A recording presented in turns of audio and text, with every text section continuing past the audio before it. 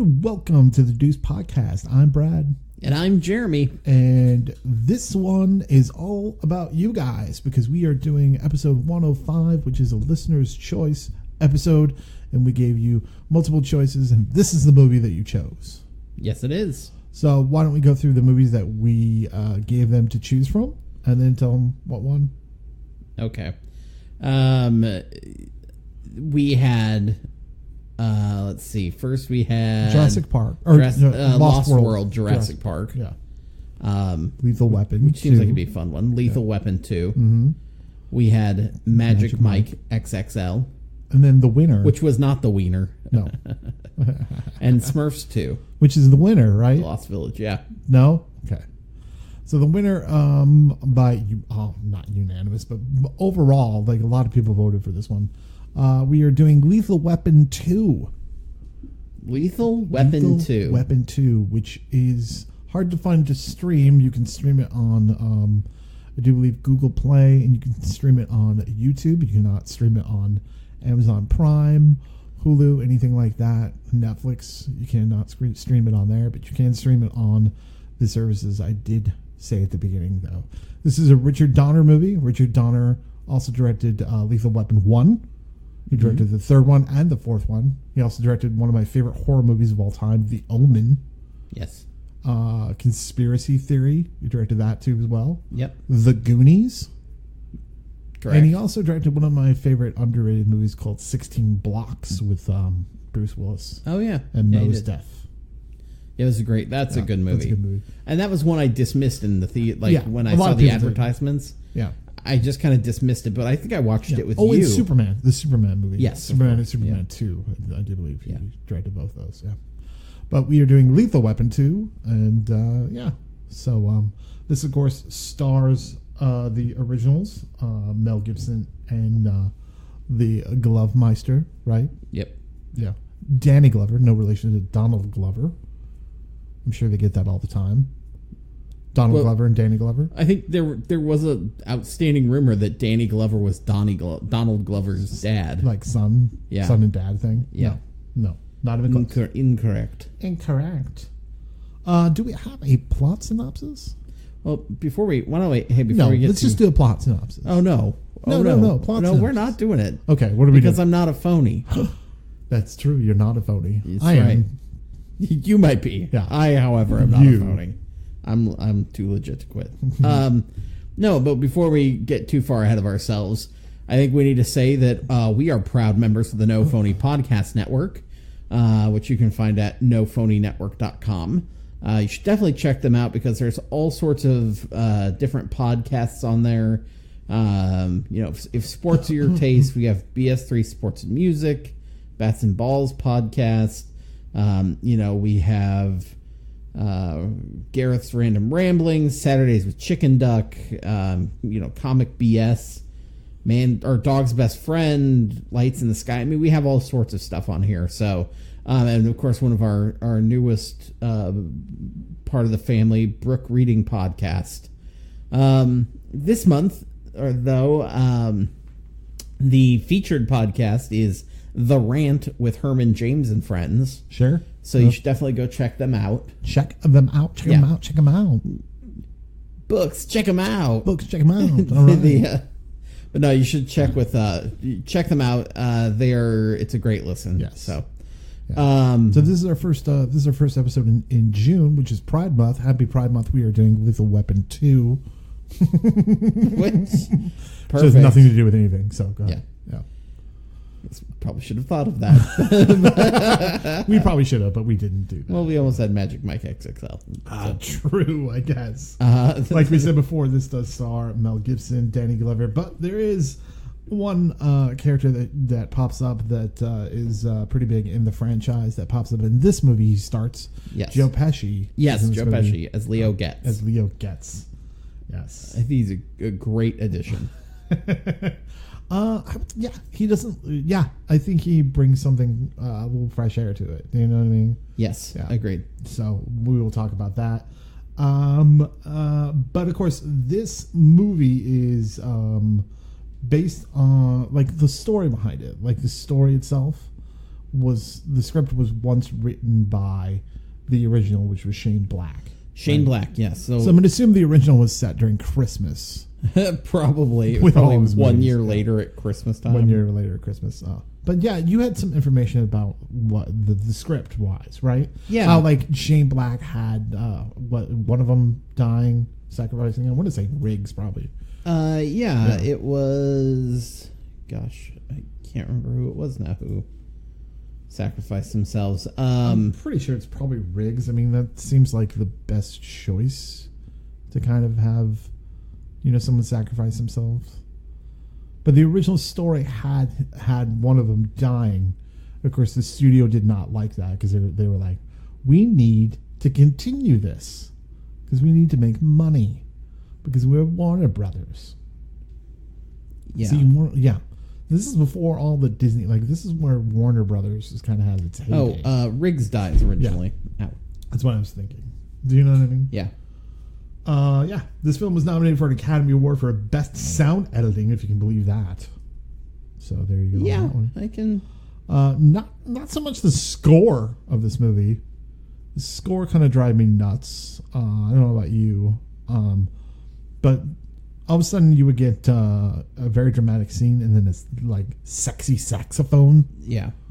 would But come in. that happened a lot in the first one too. Yeah, And so, but in the first one it worked because the first one's kind of it's More it's of a more noir. like Shane Black's like kind of like Yeah. neo noir style, Right. And this one it was just kind of weirdly placed. weirdly placed. Yeah, Well- it's kind of So the original thing was Shane Black developed his original draft of the script. Basically, Riggs died, and wanted to basically have that kind of sacrifice and wrap up the story. Sure. The studio didn't like it because they wanted to keep it going, and he's saying, no, this is how it should be. And so they ended up making him film two versions, a Riggs living and a Riggs dying. Really? Yeah. And of course the audience I think liked the Riggs lived. Okay. And you can actually still see kind of how the ending was. Yeah. Because where he's holding him at the end. Yeah. Like, they aren't moving because originally, like, they shot it so it could be really ambiguous whether Riggs lived or not. Yeah.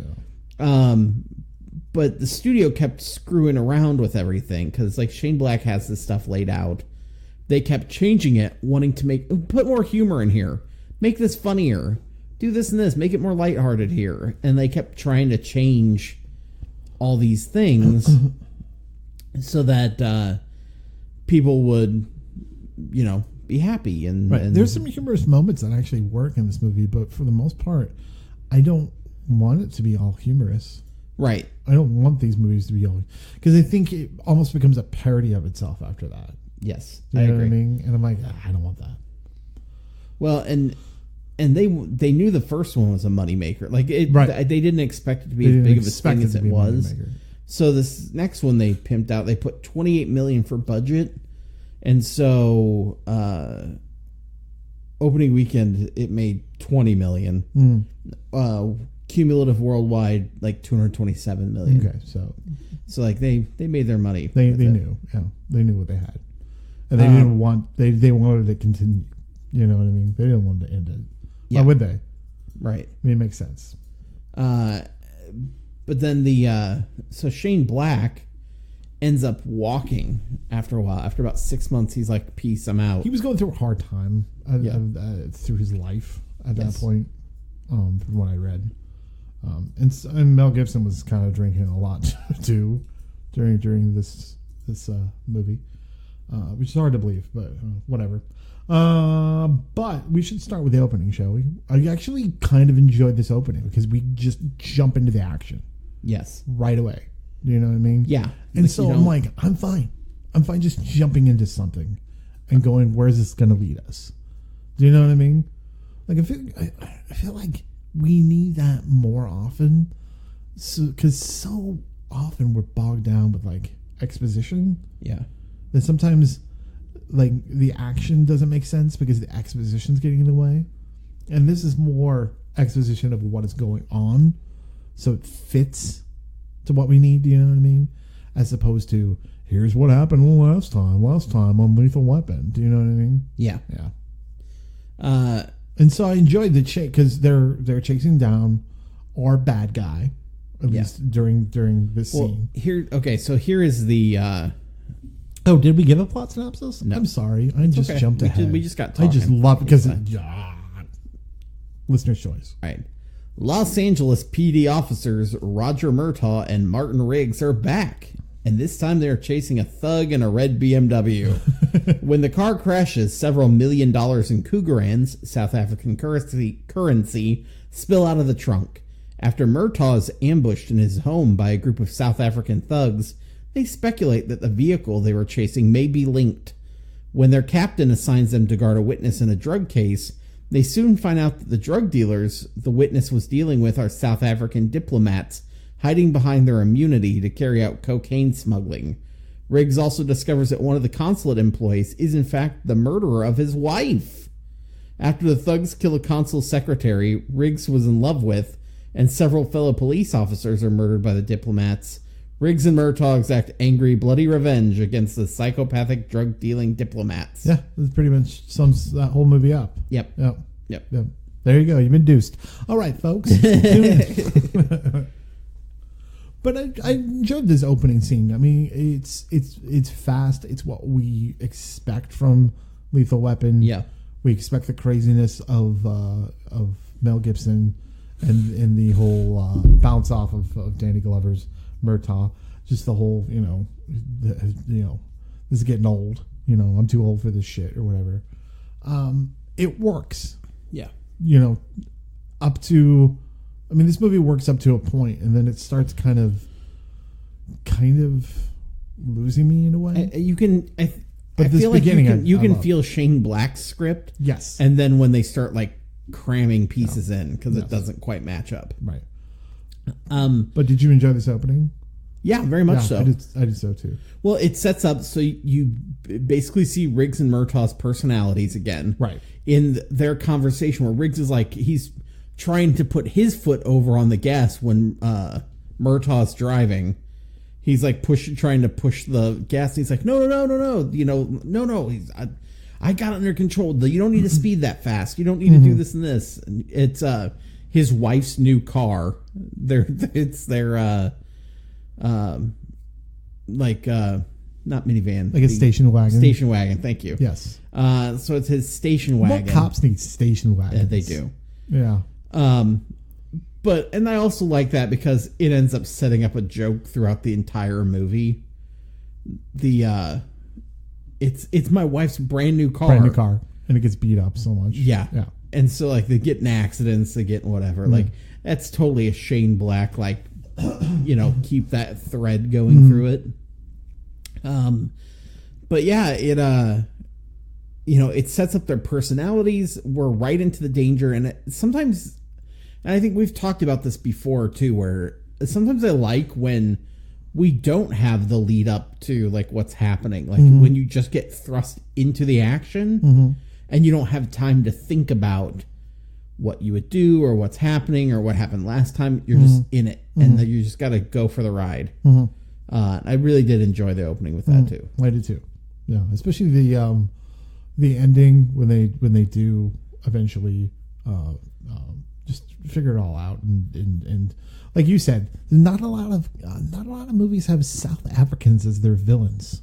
Yeah, do you know what I mean? Yes. You're like, oh, okay, this because it's always the Russians or the Chinese. Yeah, it's never the South Africans or some sort of South American. Yeah, South. Yeah, yes, very much so, but not South Africa. No, you know what I mean. And I love that. Go ahead. Go ahead. No, what were you saying? You go. No, I love too that the villains are not remarkable in what they're doing. No, we know right away they're villains. In fact, they're very kind of benign as far as villains go. They have weapons and stuff.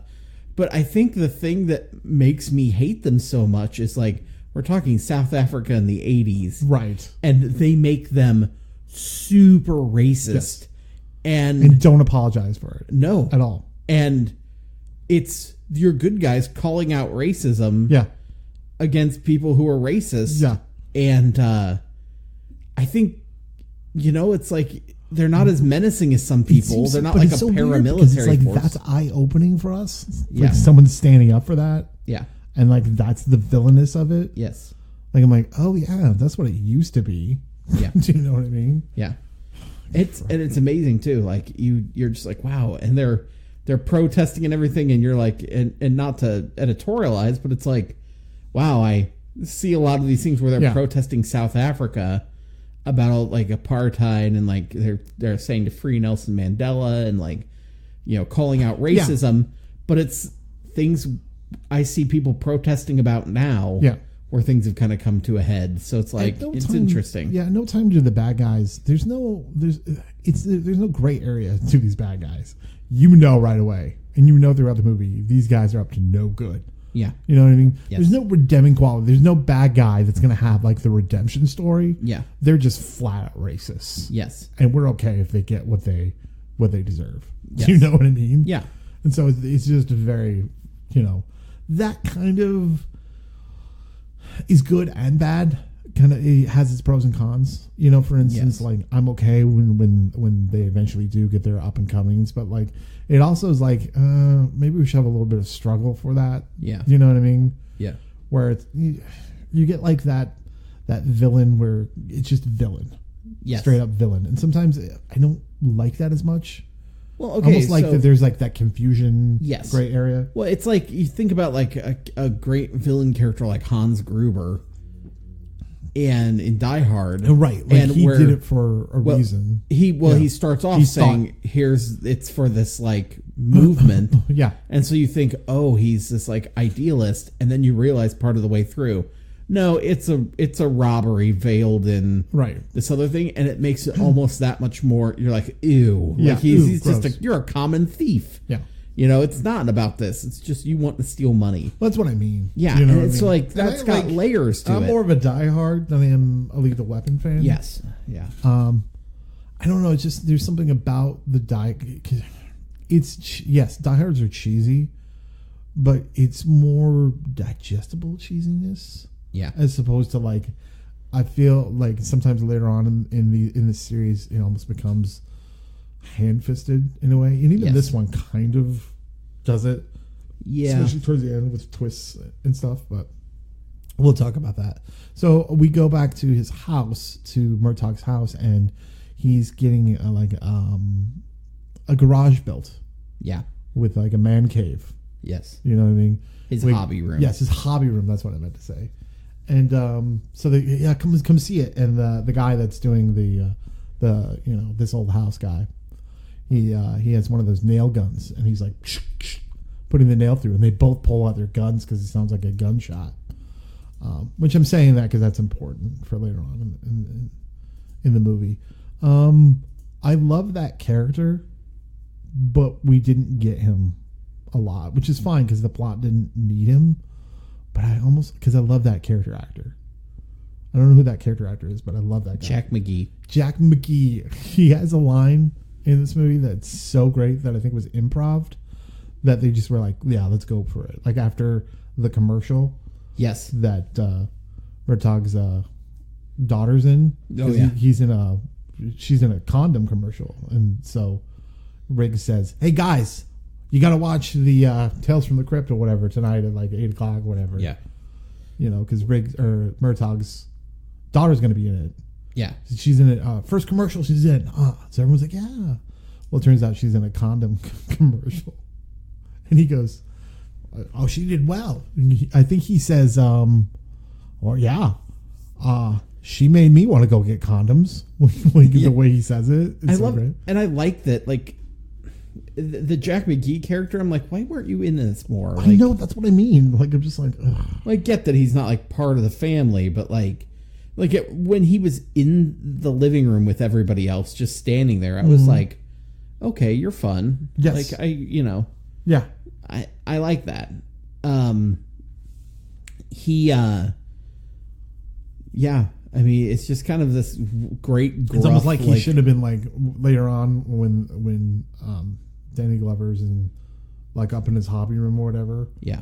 After when they're trying to kill everyone, it's almost like he should have been up there with him. Do you know what I mean? Yeah. And kind of fighting it with him or something. I don't know. I just wanted more of them, but that's just me. No, this guy, he plays a lot of cops and stuff like that. So yeah, he does. He knows how to. It's good that he was a construction worker. I guess. Well, he probably plays a lot of those too. I'm guessing, but no, it was a great scene. I like that scene because it also has like shows Murtaugh as a family man. Yeah. And it shows his dynamic with his family and the whole kind of like he's not a bumbler, but he's kind of the kind of just has bad luck with stuff. And so when he sees like his daughter in this commercial, he's all excited for her. It's a condom commercial, and the rest of the family's like, oh. And you see Riggs. And a lot of times... I thought Tales from the Crypt was on HBO. Why did it have commercials? It was. I don't know. Was it syndicated, maybe? Maybe that's why, yeah. It's weird. But I think it's funny, like... Actually, I think there's a lot of times in this movie where he's... like, you are getting legitimate laughing. Like Mel Gibson... Oh, I believe that. I think he laughs at scenes, yeah. But he also is a very controlled with his acting, yeah. So it seems scripted or it seems part of it. But like, there's like a certain look he gets where I'm just like, I think you're actually laughing. Yeah, I think so too. At like Danny Glover's reactions to things because Danny Glover does such great reactions. Yeah, he's a really good patsy. Like he's really good at playing that role. Yes. He's always kind of has. You know, in a way, I want to say the only movie that I cannot think of him doing that is probably The Color of Purple. Yeah. That's about it. Though. Yeah, and so at first I was like, is Riggs living with him? But you said they're just so close. Do you know what I mean? He spends a lot of time with Murtaugh's family. He's making chili at one point, and Murtaugh's wife. Is she found a pen, right? Like in the laundry or whatever. Oh yeah, Trish. Yeah.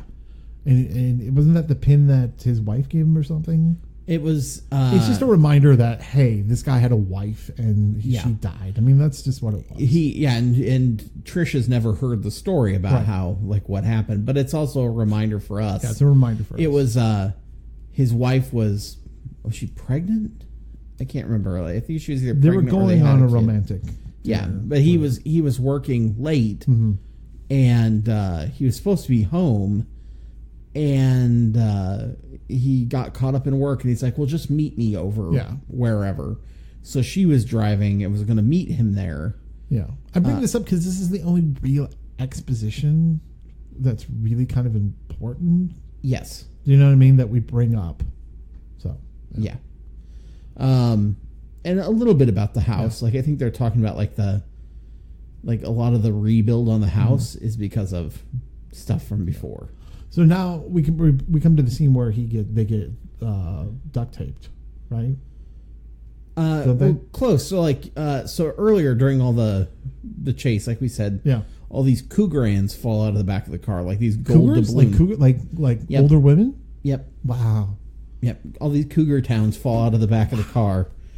All these copies of Cougar Town, season 1 and season 2, Cougar Town. But they all fall out of the car, and so like they take it into evidence. Well, we flash to like a South African mobster guy. We don't know anything about them yet. Oh yeah. I forgot about that. But it goes to him, and he's talking to his lieutenants, and like the guy who was driving, who actually is like one of those actors. Like he's kind of a. He's like been in tons of stuff. He is saying, well, it couldn't be helped. This was, they were after us. It was nothing we could do about it. Mark Rolston is the actor's name. Was saying there's nothing I could have done. Like they were on us. It's not my fault. And so the guy who's kind of the lieutenant, Peter, he shoots Hans in the head and kills him. And that's kind of, we get the idea of like, ooh, they're so savage for don't tolerate failure. Oh, they're Fred Savage. Yeah. And of course it's the guy who he does it with a voiceover with Daniel Stern. Oh, you guys are so Fred Savage. Yeah. It's Joss Ackland. So Joss Ackland is guy, he's the Deuce alum. He played Ed DeNomolos in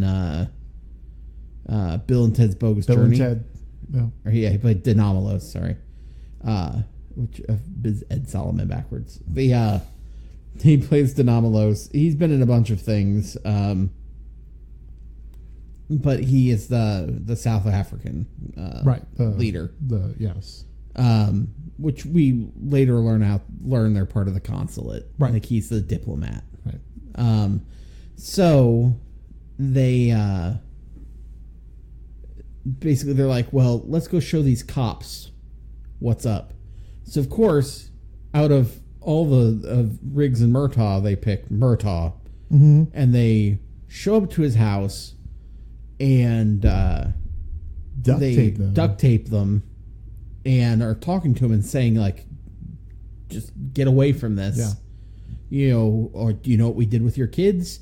You know, oh, did we do something to them? Did we not? Like, you don't know.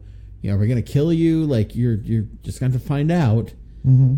And if only they had protection, like a condom. But like, and the interesting thing is too, like they call him something. I can't remember what the word is. And I'm not going to really repeat South African for the N word. Yeah, so it's basically like it's like the N word more or less. And I was like, because I looked it up, I'm like, what does that mean? So I looked at it and I was like, oh.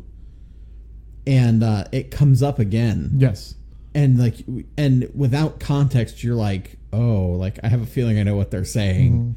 Like even without having looked it up, I was like, yikes. Okay. But they threaten him, but he gets loose. And so like they report it and they're trying to figure out who it might be. And they're like, wait a minute, but I was attacked by these guys. They had funny accents. And they realize that, oh, it's like South African. And then that's when they realize, oh, well, you know, maybe those are, and we found Cougarans, maybe it's part of the same thing. Sure. And so then they basically they try to visit like some of the South Africans and get kind of shooed away and stuff. They're trying to figure it out. No, they don't. They get. I think you're a little far ahead of the script. I think that's when they get reassigned to. Yeah, they give him like an easier thing. But yeah, they give him an easier thing. Yeah. So they give him the assignment to go protect. What's his name? Leo Getz. Leo Getz. Leo gets you what you want. Yeah. That's what I tell people. Okay. Played by Joe Pesci. So they go to his hotel, and then they realize that someone's about ready to kill Joe Pesci. Yeah. Character. And they Riggs and him fall out the window. Right? Yeah. They're fighting the South African guy, and they all go out the window. Yeah. And they fall to the pool. The pool. Yeah. And he's like, I can't swim. Yeah, and his character. I love this character, the Leo. This character could have gone the wrong way. Could have been really annoying, but for some reason they pull back on him a little bit. I think they do it because he's not. He's annoying, but in a lovable way. Yeah. Because the other part of this was, so Shane Black also likes to introduce gay characters into his stories. And oh, you mean like Iron Man? Oh no, I'm just joking. So like I think that like originally he was supposed to be like a gay character, like he was very effeminate and that's how it was written. And Joe Pesci's like, not sure if this works like this. Okay, is he like the equivalent of like Ben Kingsley in like Iron Man 3, kind of in a way? So where he's kind of caricature-ish. Yeah, I think so. Yeah, okay. No, and so whatever. He was just like, hold on, what if it was like, can I try something different? Right, because Val Kilmer's character in Kiss Kiss Bang Bang. Yeah, no, I just keep putting it through my head. Yeah, he does. He likes doing that. Weird. Yeah. I just can't think of the nice guys. Just Russell Crowe. Just say Russell Crowe. Okay. No, he has some character. I'm trying to think, but it's not like a pronounced character. Yeah, I'd have to look back on that. Yeah. I think you're right though. Yeah. Anyway, but Joe Pesci was like, can I try something different? And I don't think it was because like Joe Pesci's professional enough. I don't think it's because it was a gay character. I think it was because it just, the character probably didn't work. Like, I trust Joe Pesci with that a little bit. Yeah, go ahead. Keep talking because I want to assume something, but go ahead. And so he was like, what if I played this character like he's an overeager tour guide? Basically what it is. Like when you go to like Disney or something and they're like, or you go, for those of you who've ever been on the Universal Studios like Jaws tour, the Jaws ride, where they're like, oh no, Jaws is coming for us, where they're like really helpful and upbeat and, really overly peppy. That's what he was trying to do. So he says, okay, a lot. And just because he's... I mean, from what I know, if I remember correctly, I thought that Joe Pesci's character in JFK was gay. Yes. So it's not like he isn't like... No. Going against that. I think he's just saying that I just want to try this somewhat different. I think he thought that, hey, there's a better way to do this. Yeah. And I love this character. He's fun. I love that he's not just like a passive participant. He doesn't show up in some scenes and we don't see him again. Like, there's stuff with like later when Riggs like and Murtaugh are in trouble. Yeah. He wants to help, and there's even a scene where like other police officers are holding them back because he's like, these are my friends, and it's like, I love just how the character interacts.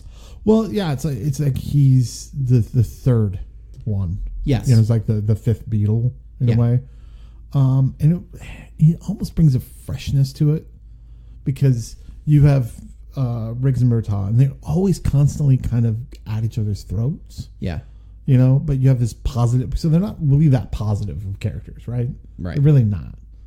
Probably Murtaugh more than Riggs, but you know what I mean? For the most part, their attitude isn't like that. So this almost brings like a new dimension to it, which I'm glad. Like it's something different to counterbalance those two. Yes. And it works perfectly. Agreed. For me. Agreed. Yeah. I think it's great. Yeah. So then that's when they go to, because they're like, this all the connections are. Well, and he was laundering money for the South Africans. Yeah. But he also was screwing them over because he was taking some off the top. Yeah. Which is why they came after him in the first place. And so then he agreed to testify against them. Mm-hmm. So like everything keeps coming up and they're like, oh, this is a bigger issue. Let's go talk to them. Yeah. And basically they kind of get shooed away. He's the sleazeball that you love. Like he's like so sleazy, but so nice about it that you're like, yes, this is so great. They go to, they don't go to the consulate. They go to this house where he did these things. Yeah. And they bring the cops in. They're like, yeah, okay, we're going to bust everybody. And that's when Rudd comes down. Paul Rudd? No, Arjun Rudd. Oh, not Paul Rudd? No. Are they related? Yes. I can tell my mom that they are. Well, she'll believe me. He's a character. Paul Rudd is a real person. Oh, but yes, they are related. Oh. I'll go with it. Elmer Fudd? Or Rudd? Sorry. Rudd. Go ahead. Rudd. Fudd Ruckers. It's all connected. Rudd. Do they eat at Fuddruckers? Okay, keep going. So, Rudd comes down and says, I have diplomatic immunity. And basically he claims I can do whatever I want. Yeah, so they can't arrest him because they verify it and they're like, oh, well, shit, okay. Mm-hmm. So they're all allowed to go. I think at that point, too, like, Riggs is like, I'm just going to keep harassing you. I actually think this is a fun scene, too. Riggs just keeps showing up places where Rudd is, and he's just, like, staring him down. I imagine that Letterman jacket that he just can't let go. Yeah, his which I imagine it's like being in a beef with Mel Gibson. He just like shows up places and stares at you. You know, that was kind of like, that's Mel Gibson. Yeah. Like if anything, like I would figure if you would piss him off, he would show up and just surprise you like left and right. You're like, oh crap, oh no. Well, and and there's at one point, there's a great scene where like they go to the consulate. They try to they're like, we're gonna sneak inside because we need to get a look at some stuff. Right, that's later on, sure, but yeah. Let's talk about the scene that I think everyone kind of remembers about this movie, and that's the scene where Danny Glover's character is on the toilet and there's a bomb on the toilet. Yes. Right. Yeah. And so they, Riggs comes to the house because he hasn't shown up for work, and so they don't know where he's at. Right. Yeah. So he goes to his house and he's looking around and he says, all the other detectives get killed. No, that's later on. I swear that's not. No, that's later on. Okay. That's later on because it is later on. Trust me. Okay. Oh no, you're right. Yeah. Thank you. You heard it here, folks. I was right. Even a broken clock is right twice a day. So I think this is the scene that I think everyone remembers because it's part of the trailer. There's like a teaser that had it. So he says there's a bomb on the toilet, and he's been there for like 8 hours, and he just is, So he shows up and he says, "I need help." He's like, don't. He says, "Call the bomb squad." Don't call the bomb squad. Then everyone will know. He's like, I'll keep it under wraps. He says, just don't tell everyone. I don't want this to be a big deal. In the next scene, they cut and they have so many sirens and so many people in the yard. Great. It's really great. It's probably the funniest part of the movie. And then they what are they doing? They were like blowing smoke to like try to get it to. Oh no! So and first off, too, I think it's pretty creepy. Like, yeah, Murtaugh could have gone up, but he just happened to be looking at the toilet paper, and it said "boom," boom, like goodbye or something like that. And that's when he realized something's up. Yeah. So the whole bomb squad is there, and they're talking him through what they're seeing. They put liquid nitrogen around the bomb to slow it down. To slow it down. That's what it is. And in the meantime, they're like, okay, we are going to, like, it's got funniness to it, but then it's got this really touching pieces where it's like, I think it's touching because he's like, because Riggs is like, I'm not going anywhere. Because at one point they're like, we need like clear the it out, and he's like, but he can't get up by himself because they want him to go into this tub this old tub that he has in his bathroom, so it can block him from the bomb, right? Because he'll be safe there. They've worked it out, and there's like he can't get up. I have to be there for him. You know what I mean? Yeah. Well, and he doesn't want to get up just to leave him in general. In general, but it definitely not when he can't even really get up and move around. So he's like, I'm going to have to help him. So they're like, get into the tub. It's cast iron or something. It's an old, like, heavy metal tub. Sure. Pull the bomb blanket over you and you'll be fine. Yeah. And so they're talking about, it's got this very serious thing where, like, Murtaugh goes, Riggs. And then he just is, like, silent and he's kind of looking at him. And they're kind of like, I love you, man, kind of time. They don't say it. Riggs just goes, yeah, I know. And I know you're scared. I know you're whatever. He's like, but we're going to do this. And so they get ready. I love that they're almost ready to do it. And they go 1, 2, wait. Are we doing it on 3 or after 3? And so they kind of like talk it out how it's supposed to be. Which again, I feel it feels very Shane Blacky, but like they do it so well, it seems almost ad-libbed. But they finally dive into the tub, and like the toilet goes flying out the window. Right. So this is where they use that as the teaser, and they said this time they're taking no crap. What? Like, yes, they actually. Oh God! But also, like the toilet shoots all the way out and lands on a car, right? On the station wagon. On the station wagon that's been beat to hell. But here's the thing: I don't think that toilet would be in one piece. Agreed. I'm like, okay. So it gets a little cartoonish there a little bit. So, and when it blows up, that's when like Leo is like, "No, Riggs, Murtaugh," and like trying to get to them. Yes. And the other cops are having to hold, like 3 cops are holding him back because he wants to just make sure his friends are okay.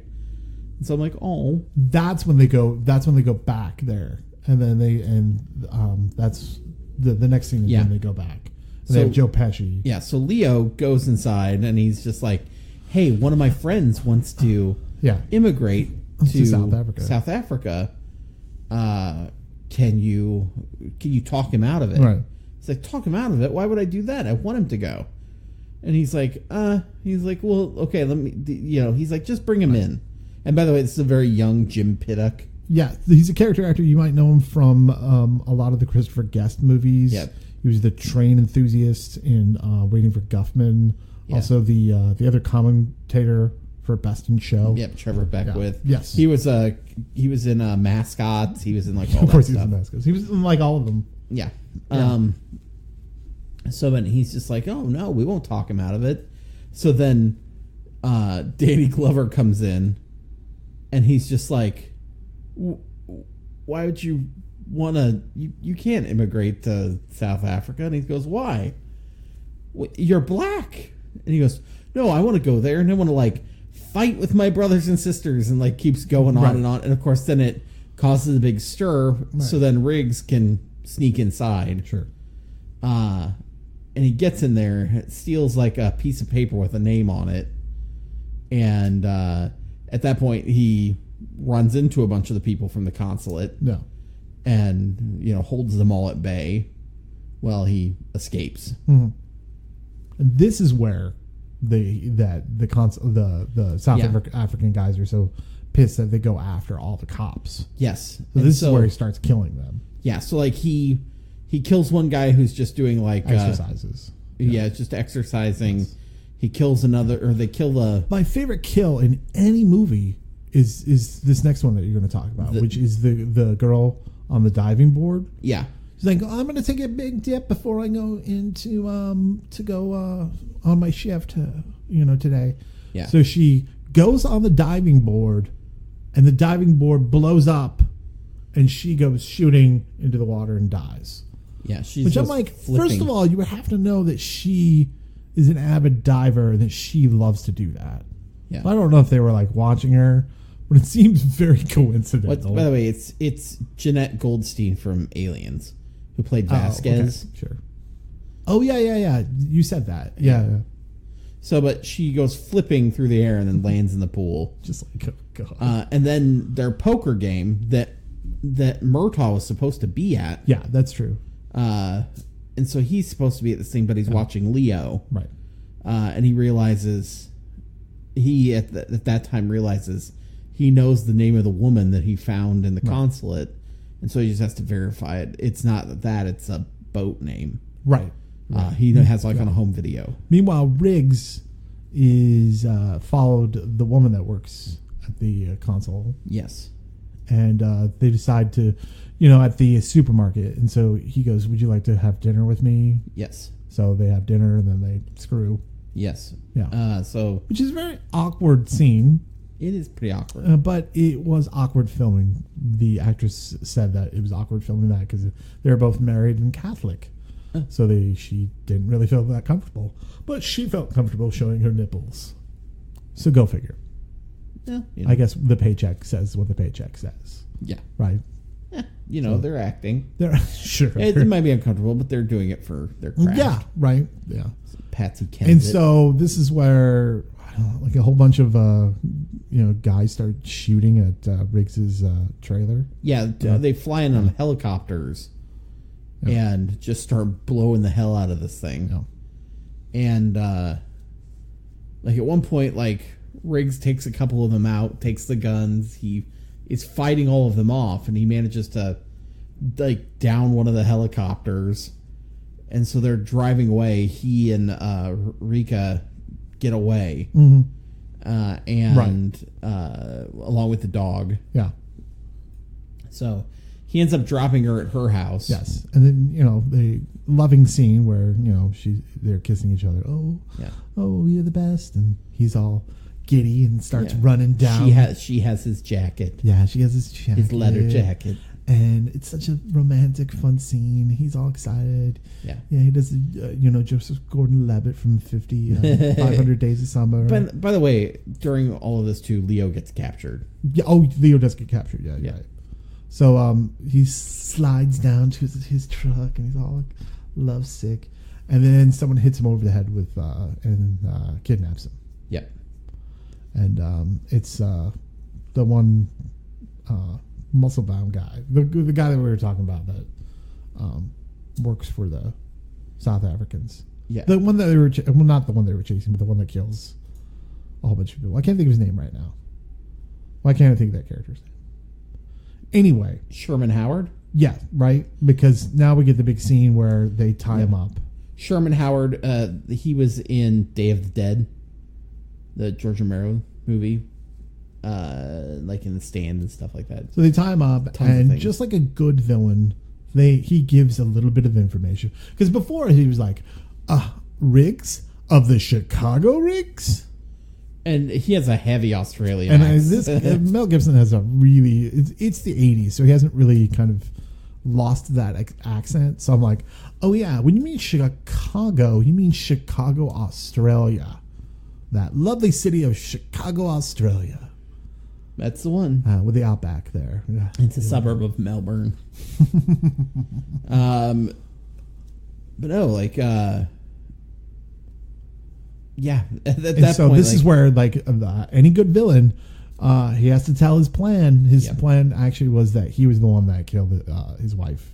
Yes, a long time ago. He said, "You always lose your women." Yeah, you know, I killed your wife. Right. You were interfering with our drug running in Florida.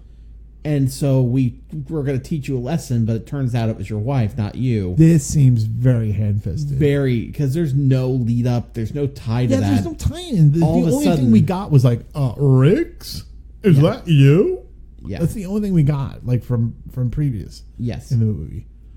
You mean the Chicago Riggs? Yes. The Chicago Riggs. With my Chicago accent. Yes. That I have. Good day, mate. Hi, I'm part of the Chicago Riggs of the Chicago Riggs. So it's really kind of not put together.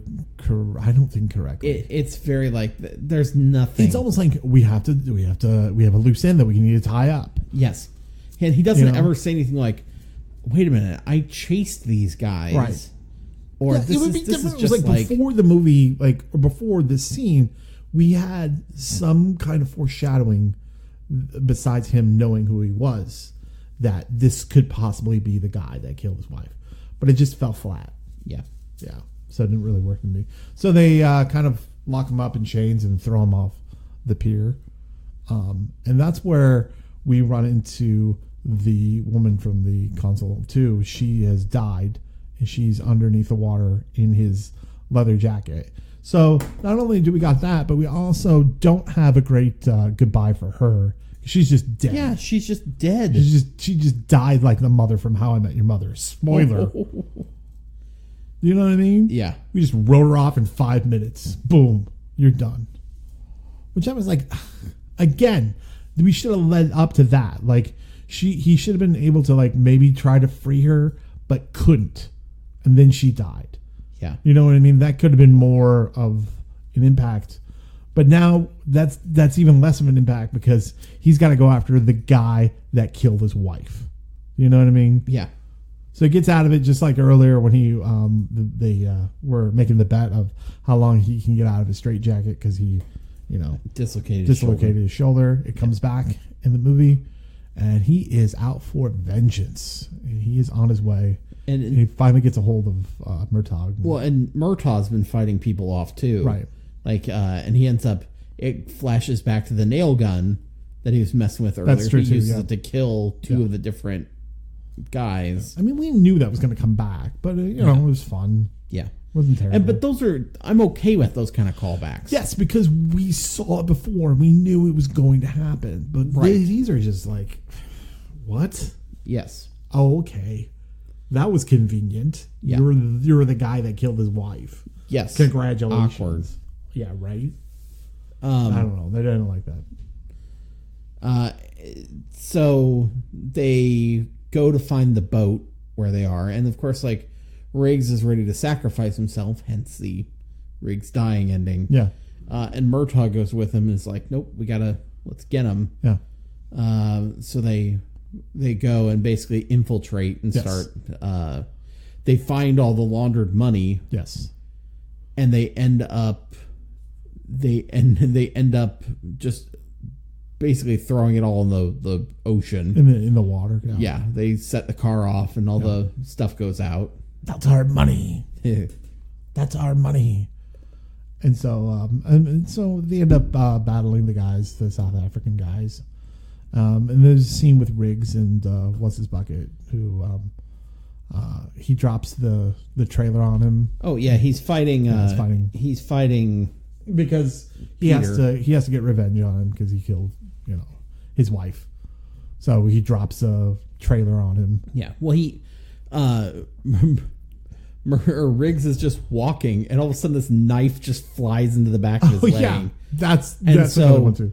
And I don't know about you, like I hate the way the South Africans fought in this. There's a lot of like spin kicking over and over and over. There was a lot of spin he just kicking. He keeps fucking spin kicking, and then like he rolls and tries to get back up, and he spin kicks him again, and it just keeps doing that. And it didn't just happen like twice. No, it felt like they were part of the Cobra Kai, weren't they? Yeah, it was like seriously, it felt like it went on for like 10 minutes of like him just trying to stand up. It was pretty awkward. Mm-hmm. But they fight.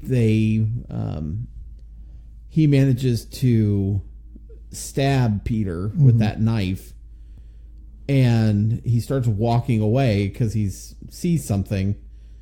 Peter is going now for his gun to be able to shoot Riggs, and Riggs drops the crate on top of him. Sure.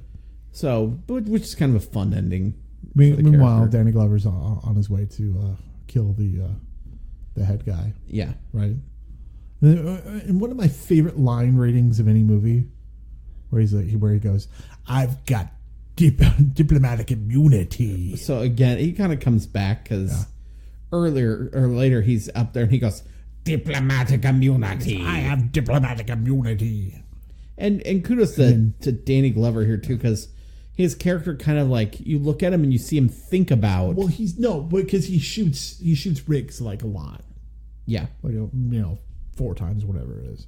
Yeah. I've got diplomatic immunity. Yeah. And then like Murtaugh has kind of that moment like, should I not? Yeah, Murtaugh thinks about. And he shoots him in the head and says, "It's been revoked." Yeah.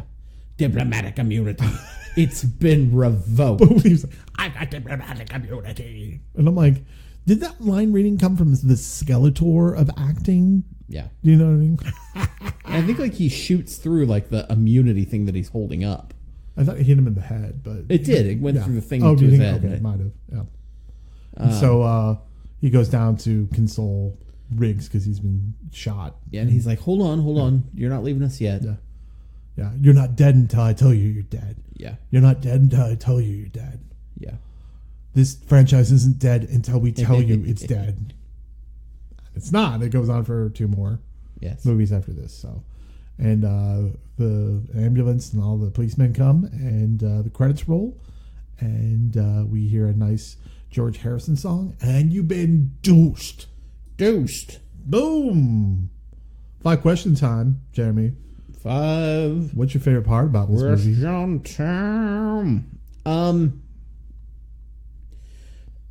I like a lot of the. Whoa, easy.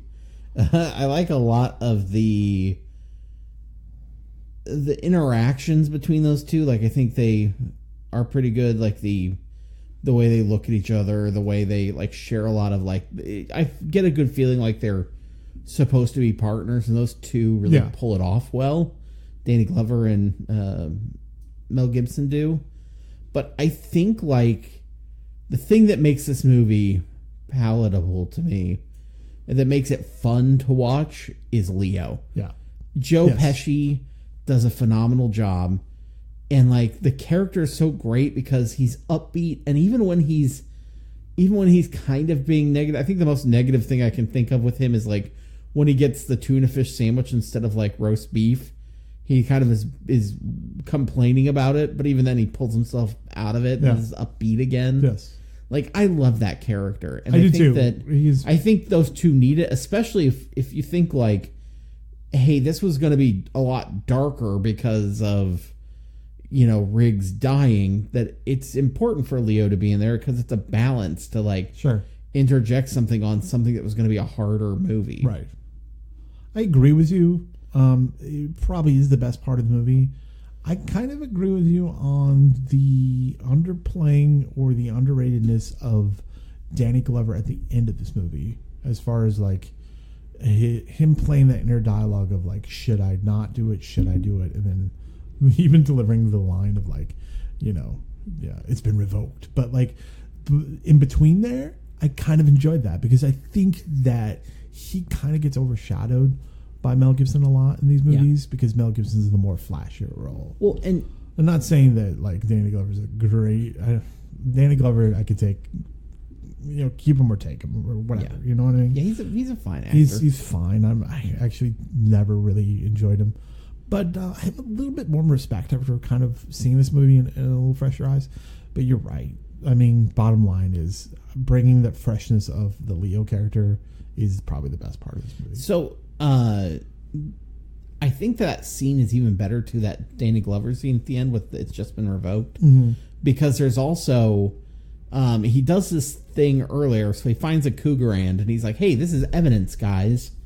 You can't just have this out here or keep it as a souvenir or whatever. And then, like, he has he's like, I could pay for my kids to go through college. Oh, that's true. That one true. Yeah. And Riggs is like, take it. It's drug dealer money. Also, the fact that like this is a movie that's based on a friendship of two males.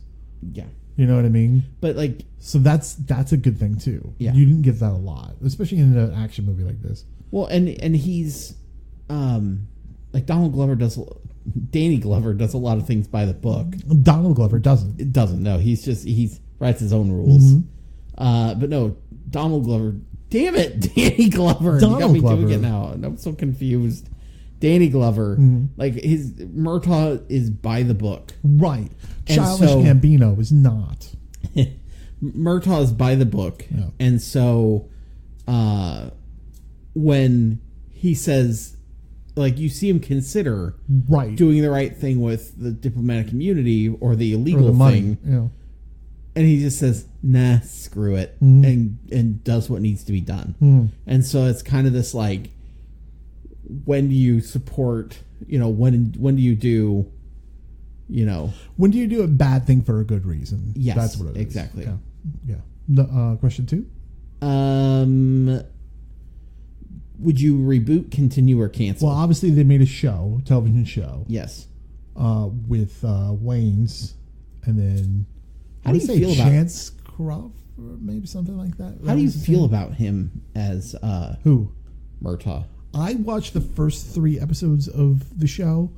I kind of enjoyed it. It was a fun ride. I thought that pilot was pretty strong. I heard that the character, the guy that played Riggs, was terrible to work with, and that's why he got fired. And then they brought in what's his face? Can't think of his name, from American Pie. So they brought him in. Oh yeah. That's a totally different character, I want to assume. So I was kind of okay with it, but it's not something I would finish by any means. Yeah. Something on a stupid day where, what do I have to watch? Fine, I'll watch this. Yeah. But if I did, how about this? If we were to maybe reboot this into like a movie, I kind of think the Danny Glover, because I'm calling him Danny Glover, I honestly think Terry Crews would be a good Murtaugh. Ooh, yeah, he you would know what be, I mean? wouldn't he? I really think that he would be. And for Riggs, I'd have to think about that. There are many people that could do that, but I really think the Terry Crews for that. Yeah, but cancel.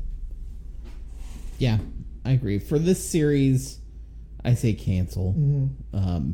I don't think I need to see like a here we are later kind of storyline, or where they hand it off to the next generation. Yeah, I just don't think you need to, and I also don't want to like reboot it necessarily. The TV show is one thing.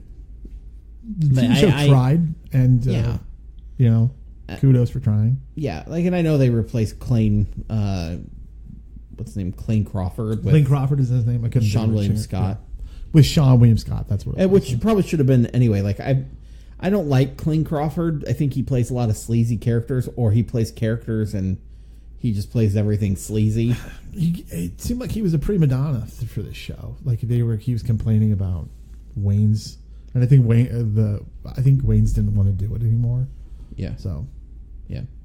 So yeah, I also think just cancel it. Do you think this movie stands on its own? I actually think it does, because everything kind of gets explained to me. Yeah. In a way, everything else is just kind of like their partners. You know what I mean? And he's kind of the wild one, and he's kind of the guy that goes by the book. Yeah. There's nothing really that they don't explain from the first movie that really pertains to this movie. Yes. If you think about it, do you know what I mean? So I think it does, honestly. I think it does, but I don't think it's the strongest. Oh, it's not the strongest, but it does. I think the tropes are well known enough that you are willing to accept it because you're like, oh, I think that means this. But I think it's between it, we've seen, but it's not the strongest. No, it's not the strongest standing on its own. But not I think really. it does, but only because we've seen so many movies where it uses this kind of thing. Sure. Does this make you want to watch the first one? Yeah. I think this was fun enough that I could watch the first one. Yeah, not a problem. I think it makes me want to watch the third one more because I want more Joe Pesci. And I figured he probably would be. I think he's in all of them. Yeah, he's in the fourth one. So I think this actually makes me want to watch the third one more because I want to know. I've seen the first one a couple times. Yeah. I just want more of them. Yeah. More of the story with them to grow a little bit. But other than that, I don't really want to. So. I think the thing that I do like about the series in general is that it's not like in the next movie. Originally, Leo was going to be gone in the third movie.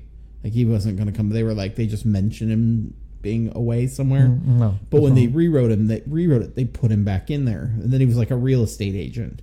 And then because he was trying to go legit. And then the third one, he's actually a private investigator. Or the fourth one, he's a private investigator. Okay. So like, I like that they keep him in there. But then like each movie, so like they add Rene Russo in the third one, and she's there in the fourth one also. And so I like that they're growing, and it's almost like their family of characters is growing too. Yeah. It's not like where you have the movies where like they add a bunch of characters and then in the next movie they're gone without explanation. I feel like a lot of the Mission Impossible movies kind of do that. Where they grow the family, or not that they grow their family, but they're like that person was in this movie and now they're not in this movie. I don't know. That's just maybe I'm being stupid. It happens in movies all the time. Yeah, it happens in like movies sequel movies where people just are no longer there. Yeah. Next question. Sum up your experience in 2 words. Oh, go ahead. You first. I would say. I was going to say something else, but let's just say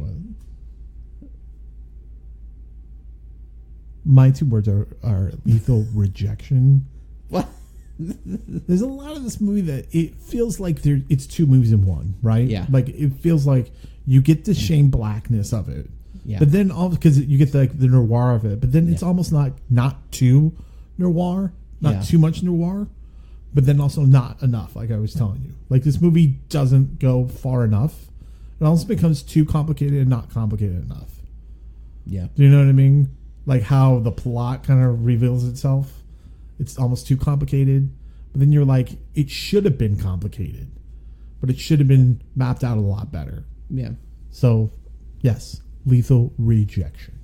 Okay. Yeah. I'm going to say... Again, I'm a diehard, not a lethal weapon. Yeah. I'm going to say spin kick. Because you would say spin kick. Well, it's like you have these moments that it's like it has this great impact and this big like, oh hey, I'm these cool things. Like spin kicks look cool. Yeah. But when you're done, you're just dizzy. And that's what it seems like to me. It's like they have these cool moments, but then when you like kind of go back and you're like, wait a minute, the guy killed his wife? Like it's stuff where it's kind of like some things seem cool, but then when you think about them, they don't really work so well. Oh, so that's like the movie Sidekicks.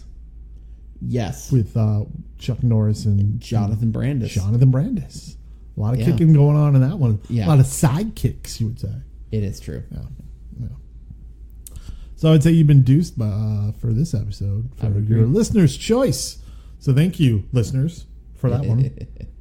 Appreciate that coming through for us with Not Smurfs 2 and Lethal Weapon 2. So, yes. Thank you. Where can people find us, Jeremy? People can find us at the deucepodcast.podbean.com. You can find us on Stitcher, iTunes, Google Play. Well, it's not iTunes anymore. Apple Podcasts, Google Play. You can find us at the NoPhonyNetwork.com along with all of our network mates. You can find us. Let's see. You can go to our Facebook page and join up there. For those of you who have tried, it's not The Deuce from HBO, just so you're very clear on that. And then, of course, The Deuce Podcast on Twitter. Sure. Or The Deuce on Twitter. There you go. Speaking of Sean William Scott, remember we were talking about that earlier? He is going to be in our next series of movies. We are going to be doing summer movies. Oh, yeah. And he is in American Pie 2. We're going to do that in a couple weeks. But first, the first movie that we're going to do is next week is going to be Addams Family Values. Addams Family Values. Because this is not a Thanksgiving movie. I will go out of my way of not saying that, or of saying that. Yeah. Because so many people put this as a Thanksgiving movie. But they do a Thanksgiving scene at summer camp. It's a summer camp. It's a summer movie, so we're going to be talking about that. Yes. So we're going to do that. We're going to do American Pie 2. And then we're going to do a little Meatballs 2. Meatballs. Should we eat meatballs while we're talking about meatballs? I think that's a good idea. I think that's a good idea. So look for those coming up. Look for summer movie sequel series. So that should be fun. So that's going to happen for the rest of your June. So, okay. Go ahead. We drink a Sam Adams while doing Addams Family Values. No. Eat some meatballs while doing It has some American meatballs, Pie. And then some pie while we're doing American Pie. I think that's a great idea. We could do that. So remember, folks, the sequel is king.